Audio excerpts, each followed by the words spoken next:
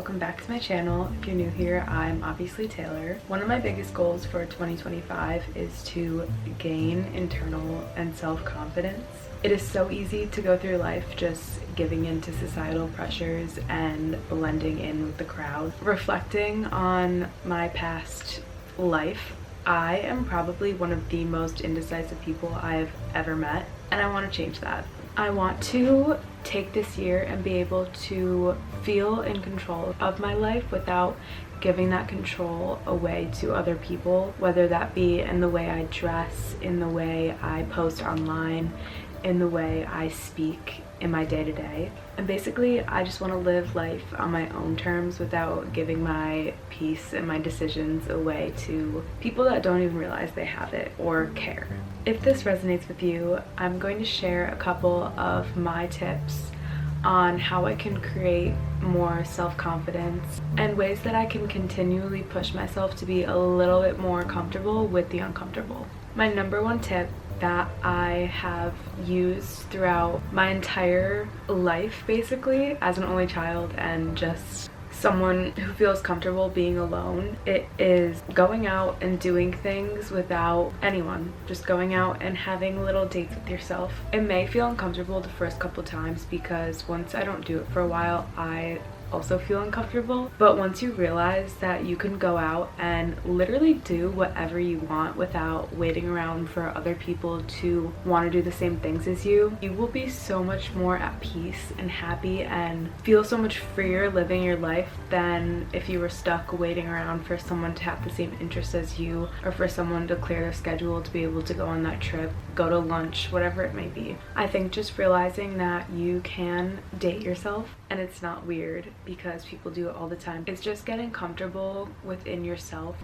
If you've ever done the artist way, then you know that every single week you need to take yourself on an artist date, which is basically just going out and doing some fun activity. It doesn't have to be anything crazy. I'm literally going to a cafe that I saw on TikTok and want to try. You just do it alone. So essentially it's a solo date, but you call it an artist date just to take yourself out and maybe get re-inspired or just feel something by going and doing something alone. I made a whole list of artist date ideas in my phone. My phone's all the way on the other side of the room, but I know that one of them was go back to Happy Medium Cafe, which is an art cafe. So you go and you can pick any of the activities that they have to do. So I think they have pot painting, collaging, you can play with clay, I think they have watercolor, just a bunch of different artistic stuff that you can do. Me and Noah went last February, so almost a year ago, and we did the ceramic making where you make your own pot.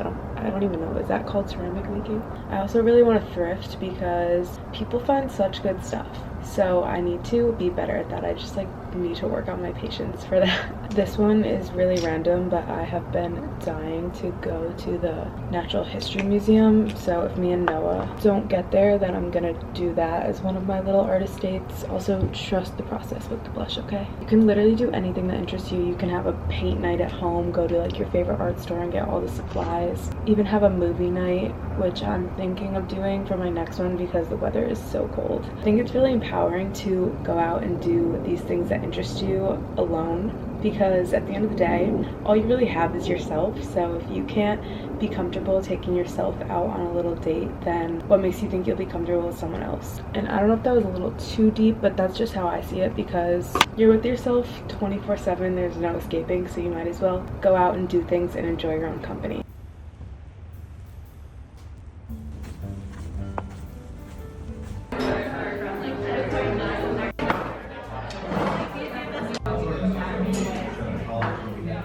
Another big tip that I really need to work on this year is doing and completing what I tell myself I'm going to do, because I spend so many days filling my to-do list with tasks that I either am scared to do or just don't feel like doing, and those tasks are still on my to-do list today. So one thing I want to do is, if I set a goal for myself or set a task for myself, I will complete it. I've started to do that so far in 2025, and I can't even tell you how empowered and good I feel about myself when I end the day knowing that there's nothing lingering and there's nothing that's gonna be left over the next day, the next week for me to do. So every day is basically a clean slate. I've heard that if you tell yourself that you'll do a task for 1 minute, 5 minutes, and then start it, you will just find yourself keep going longer than you originally planned to, because it's not that hard once you start. So I think just being lenient with yourself and saying, okay, I'll do this task for a minute, 5 minutes, it will snowball into completing the entire task. And also, once you start finishing your work, even though you may not wake up every day completely motivated, you will find that it's easier to get up and be productive than if you just have an overbearing to-do list that you haven't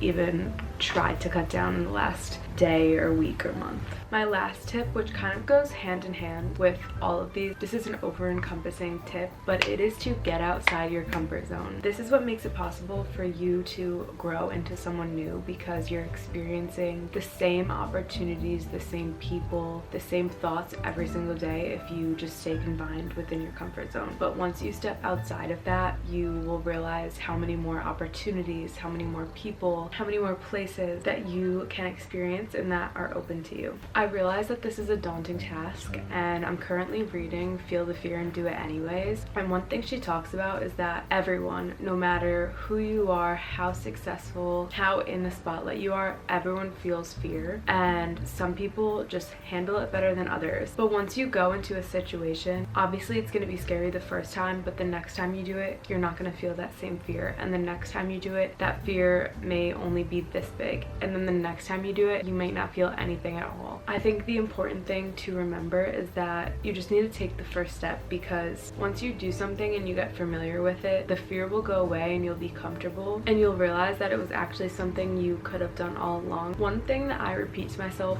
over and over every single day is, if they can do it, then I can. Really, there's nothing different from me and you. There's nothing different from me versus a very successful billionaire. It's just the fact that they handle their fear differently and use that to actually push them outside of their comfort zone. I think looking at your fear as a place of power instead of a place of pain is really important. So you can look at fear and say, if I do this, I'm going to get hurt, I'm going to be rejected. But you can also look at your fear and say, if I conquer this, I can maybe get a promotion. I can meet someone that I will want to spend the rest of my life with. I can meet new friends. I can live in a place that I'm obsessed with. It's just all about perspective, and we're all trying our best. We just need to learn to be able to talk ourselves through it a little better.